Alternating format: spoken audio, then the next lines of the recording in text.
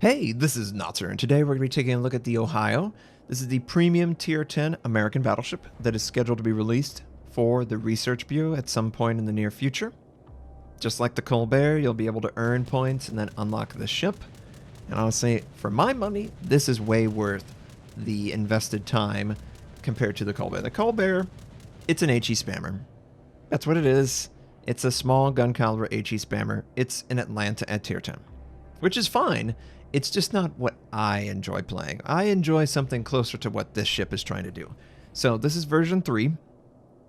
We covered version 1, which was completely broken. I mean, what was it? It was like 24-second reload. It had 205 meter dispersion. It has like 30-second turret traverse. I mean, that version was broken. It was so incredible. This version is a compromise. This one has slightly nerfed dispersion.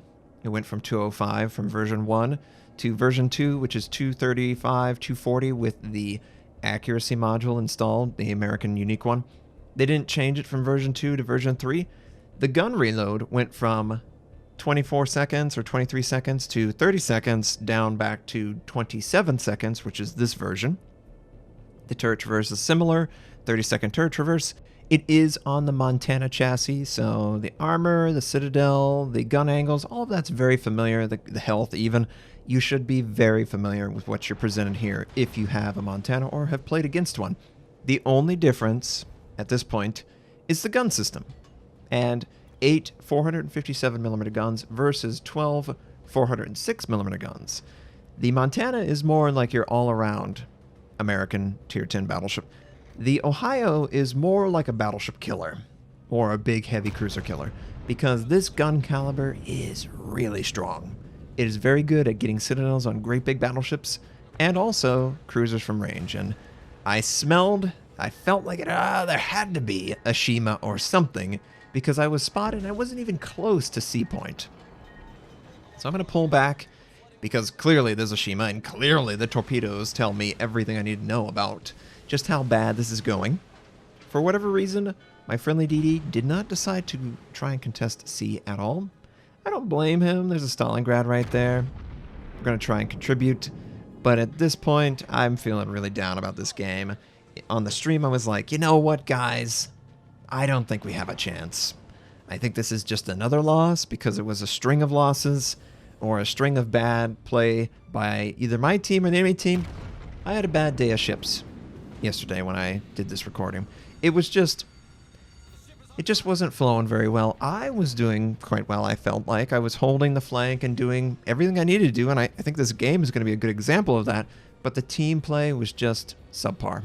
You would have DDs who would go forward and die, DDs that would run into an island and, I don't know, go AFK because they're disappointed that they ran into an island. You know, if I went AFK every time I slammed into an island, there would be a lot less cool games, because those are the games that really stand out in my mind a lot of times because I find myself in a bad spot. We're certainly in a bad spot, Notser. We're not really doing very well on this flank, and it's very clear the enemy has all the momentum. What can we do? Well, we can do a couple things. We're obviously a battleship. We've got armor. So my goal was very simple. I'm going to pull back and try and mitigate incoming damage. While pulling back, it really takes away the Shima's teeth. They can't really torpedo you because you have extended time to maneuver, so they can't really predict the location you end up going. The astute observer might notice that I'm using a different crosshair. This is the Nomogram Dynamic Crosshair. It comes bundled with Aslan / the World of Warships mod station, and I really enjoy it. It dials in the right tick marks so that I can take advantage of it when playing. We're going to fire on this GK, and from this distance, I can easily engage it and have a nice, good, clean lead that should hopefully end up giving me damage, but oh, it took so long for the shells to get there. But thankfully, we found the Citadel, and our team was able to finish them off. So we're able to turn a really dire situation, 3 friendly ships dead to 0 on the enemy, and then we tried to turn it back, right? We got a couple kills, then we lost another friendly, so now it's 4-2. We've got to stop losing ships, and the best way to stop losing ships is to play defensive against the primary flank of the enemy, where they have the strongest numbers. That's exactly what I'm trying to do. I'm also trying to deal with the Shima sending torpedoes randomly towards me. Enemy aircraft carrier trying to bomb. He did 13,000 with that drop, which is impressive in itself because we were pretty successful in shooting down some of the aircraft. Now, thankfully, we have a friendly aircraft carrier in the region. I can choose to fire my guns, albeit it's not the best target because of the low amount of guns. Dealing with DDs is less than stellar. You feel a little inept compared to something like the Montana. The 12 guns really does stand out firing on a DD like that. But doing nothing or just farming battleships in the back is not going to help the game. And it's not going to help my team. And you know what else is not going to help our team? A friendly aircraft carrier sailing directly towards the enemy's primary flank. And wouldn't you believe it? In a game where we have not had a good luck at the beginning, we certainly don't look like we're going to continue to have that good luck here either because, well, we lack luck already. The friendly aircraft carrier is actually going directly towards the enemy. And I believe he figured out, oh, right, I need to turn the ship around. Unfortunately, I got a little close and he clipped me. But I am trying my damnedest to help him out some way I can by shooting these targets that are shooting him, trying to slow them down. I am so sorry I actually got in the way when he turned around because I want him to turn around. You can't win a game when you're dead. And it certainly looks like the enemies are trying to kill both me and the friendly aircraft carrier. Now the Shima keeps pushing forward. He is definitely keeping me and the friendly aircraft carrier spotted. I'm the friendly battleship. And since he's pushing forward, and since he's honestly being pretty casual about it, I'm going to fire my guns. And it does look like we do indeed get the accuracy we were looking for. 4 shells make contact. Because he is a Shima, that penetration is capped at 10%. So it's relatively 4 shells for 10% damage. And because it's a super heavy AP shell for the Americans, it's very impressive. You can just do a ton of damage. But, you know, it's been 9 minutes or 8 minutes in the game, and we really haven't done much other than retreated. And, ooh, nice Citadel, Salem. I was setting up my shot to do similar, but the Salem did it first. The friendly aircraft carrier does look like he might get out, but we do have to deal with the Shimakaze. And, oh, I think the friendly aircraft carrier did work against that Shima. He's going to... Oh, he's not going to die. He actually puts the fire out, but our secondaries catch him. Now, this is a test ship, so I didn't earn Close Quarter Expert, but I did earn it if it was a regular ship. Test ships don't earn achievements because they may or may not be overpowered. This one feels a lot more refined. It is powerful, but it's power to an extent. It's not just completely broken at like 21 seconds at 200-meter dispersion. That was just insane. But we're still moving off the flank, and we're doing a good job. You know, we've kept this at least within reach. Friendly Salem does go down. I am going to try and fire over the island towards the Stalingrad, and I'm hoping for a giant citadel, and he goes to the bottom of the ocean. I did not get a giant citadel, and he did not go to the bottom of the ocean. Enemy Montana. He looks like he's trying to line of sight it, like he expects me to fire on his position from my position. And Yamato, definitely. We're going to speed through this. I don't cut my speed at full range. I expect that the enemy is going to have a tough time leading me, and he might undersell. So if I just kick it into full gear, normally the enemy's shot is thrown off. But I'm still retreating. I'm still retreating, guys. I have finally found enough distance from a Shima or a DD and found a position with more than 2 friendly ships in the area. We can make our stand now. So, enemy Montana creeps forward. I also creeped as well, aimed at the waterline. Hopefully we can get him. This looks good. Oh, yes. There we go. Kill number 2. And, you know, only 11 minutes into the game. But it's kill number 2. Enemy Yamato, who's staying basically at max range. I can't imagine you're going to hit a lot of shots at max range.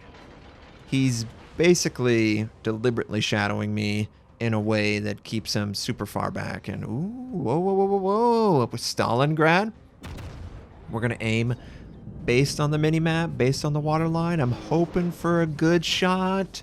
It looks good. And it is good. It felt great to shoot around the island like that. We didn't use, scout aircraft. I wasn't looking with any other way. You saw what I saw, and we delivered the kill shot on the Stalingrad. Enemy Des Moines still here. I feel pretty confident about my position. I am going to have to deal with the aircraft carrier, and that's fine. I'm not too worried about that. We're going to aim at the waterline while angling against the aircraft carrier, and overpin. Looks like we're going to clip 2-3 torpedoes. Thankfully, they don't actually cause a flood, so our performance is still rather effective, both in engine and turning. And I just want to deal with this guy. And unfortunately, the Des Moines, he gives his life to kill the friendly aircraft carrier. I wish I could have citadeled him one salvo sooner. But we're able to do it there. And he's dead. And that's kill number 4. And now we're going to go after the Yamato, and all of a sudden this game that looked so bad, we're actually in it. Unfortunately, though, the enemy has an aircraft carrier and a DD, and all we have is me, myself, and we have 2 battleships and a cruiser. So less than ideal matchup compared to the enemies. They have all of the vision and all of the objective control. But I'm going to do whatever I can. And one of the things I'm going to try and do is we're going to go towards B point. We're going to have to actually sail towards B point, though, Notser. And this Yamato, we do get confirmation. He's still shadowing me. So I think he still feels like he has an advantage. And we're going to try and teach him a lesson. Friendly aircraft carrier still going at him. He does have his torpedoes, which it is the Yamato. It has the best torpedo protection in the game. It's not going to take much torpedo damage. It's really on flood sticking, or maybe getting just a little bit of chip damage to assist with my eventual attempt to kill him. So I just have to deal with that. But we are going south towards B. There is something trying to capture A. And my assumption would be the enemy gearing that happens to be last spotted south of A. And, this game, if anyone on our team would have played slightly differently, if our aircraft carrier, for instance, didn't sail towards the enemy, he probably would be alive, providing spotting information. And oh, get the cheek! Get the cheek! Nope, we don't get the cheek. He just had slightly enough armor angle to prevent the cheek citadel. But if the aircraft carrier wouldn't have sailed towards the enemy, probably alive. If our friendly gearing wouldn't have slammed into the island and stayed AFK, seemingly at C point for minutes, we might have had a better chance of this. But as it stands, we just have to overcome. And I don't know that we can, so I'm just going to continuously try and capture this. I'm going to take full advantage of the fact that the Yamato seemingly doesn't want to fire on me. I would want to traverse those guns. Mine are much faster. 25-second turret traverse, guys. That's a ridiculous speed. John Doe and all that stuff. It makes it great at maintaining good angle against the target. So we're going to fire once again. We'll either get his guns or the superstructure. Finish the Yamato off. That's number 5 kill. And just like that, we're going to capture this base. We might have to go towards C point. See, this is the problem. The Yamato is super low. We know he's going to die. Yeah. We know he's going to die. By the time I actually get over to C point, it'll be like 2 minutes and 30 seconds left. The enemy gearing will capture A, and we'll have gained nothing from that. We really don't have any way of winning the game unless the enemy makes a critical mistake. But the Ohio itself did not let us down. And we played great strategy considering all the downsides that our team was presented with. We had good players who did as much as they could. Other players, not so much. But that's the way it goes in these games, right? But what I do know is that the Ohio feels great. Great AA, really great turret traverse, really excellent guns for dealing with battleships and super heavy cruisers and honestly aircraft carriers. It kills aircraft carriers so quickly. I really enjoy the first version of the Ohio, but I knew it was overpowered. Obviously, it's just so accurate, and you could just rack up 130,000 damage in probably like 5 minutes. It's taken us 17 minutes, but we reached it in a game that we probably shouldn't have. And that comes down to my choices as a player, but also the ship itself. And the ship itself is solid. It really is a solid example of an American battleship with super heavy guns. And I think it's going to be really popular for Research Bureau. I certainly would prefer the ship over the Colbert, but you know, if you enjoy the Colbert, that's great. I'm going to be more towards the super big guns because I'm just really enjoying the 457 from the Thunderer, the Kremlin, the Georgia, the Ohio, the Yamato. They all play really fun. They all work very well against each other, and it's really difficult for battleships to stand up to this kind of fire. You hit shots, you get into citadels from ranges that you just wouldn't normally experience for something like the Montana. And I like that because I enjoy the Montana. I just wish that maybe I could enjoy a much bigger caliber in certain situations where battleships are pretty dominant. So we're continuing our trek over to A point. Would love to kill the Gearing. I know he can see me very clearly, but I can't do anything about it. The Hindenburg is also assisting, albeit in a weirdly slow way. It would have been great for the Hindenburg to go C, and I think I would have been able to deal with this all by myself. He decided to try and team up with me, so collectively we didn't do anything, but it doesn't really matter. It's just a game. It's just a game. And we're going to take a couple torps, because we really can't afford to do anything other than sail directly towards A point. Our AA is doing a great job, honestly, and I just can't do enough. I can't get over to the Gearing. I can't spot him. And even if I get over to A point, yeah, he's contesting it. So with about 1 minute and 45 seconds left in the game, what are my thoughts on version 3? Now, one thing I kind of forgot to mention, they changed the heel. The heel is still the Massachusetts heel, but what they had done in version 1 is tied in like the super heel aspects of the Iowa and the North Carolina and the Colorado. Remember when they buffed it to like 0.6%? Yeah, they were tying that into the fast recharge of the Massachusetts. That's not there. It has the Massachusetts heal and the fast recharge. It just doesn't have the super amount of heal that they initially tested. So just overall, I'm really liking this version. It's powerful, but it has certain situations where the Montana's better. Honestly, there's a lot of different battleships that are better than it, and it's better than those battleships in other situations. I think that's a perfect version of a ship, where it fits nicely with established ships. And honestly, I don't see any other reason for Wargaming to hold this back. I'm really pleased with this version. I really enjoy playing as it, and I've played against plenty of Ohios, and I am not as terrified as I was versus version 1. Version 1 was just completely and utterly overpowered. And thankfully, we don't have that version anymore. Now, we took a little bit of torpedo damage, but we'll be able to heal it back and watch slowly as we slip into madness over this loss. And ooh, Gearing, nice attempt. So the Gearing has moved south. He has absolutely moved south. We just can't catch up to him in time. We're just not quite fast enough. But AA solid. Guns are awesome. Really appreciate it. Love the heel. Love the angling. I love everything about the Ohio, because everything about the Ohio, save for the guns, is the Montana, and that's great. It's a Montana, Massachusetts, Georgia hybrid, and I think it's great. Really outstanding version. Can't wait to actually try and get it in the Research Bureau.